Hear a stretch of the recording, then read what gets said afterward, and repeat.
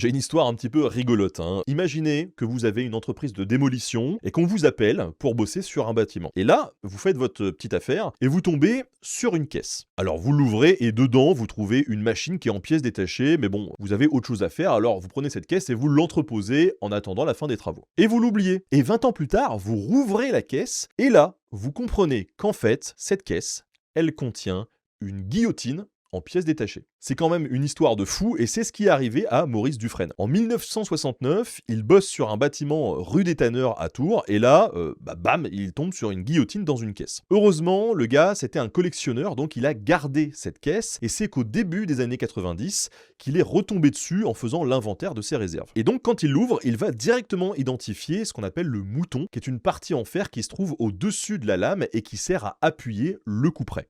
Ce qui vous tranche la tête, quoi. Dites-vous bien que Maurice, il a mis presque 6 mois à la remonter complètement, et à l'aveugle en plus, hein, parce qu'il avait aucun plan et que certaines pièces étaient manquantes. On a un passionné d'histoire, monsieur Petit, et 2 étudiants qui ont fait des recherches dans les archives, et ils ont confirmé que cette guillotine, elle avait été démontée en 1853 pour être mise hors de fonction, mais qu'elle avait été utilisée à Tours sur la place du marché des Halles avant que les exécutions soient déplacées vers la place d'Armes. On a même des analyses qui ont daté certaines parties en bois de 1765, ce qui en fait l'une des plus vieilles guillotines portables de France. Si vous voulez la voir, cette guillotine mobile, eh ben, vous savez ce qu'il vous reste à faire, hein, vous rendre au musée Maurice Dufresne à Azel-Rideau.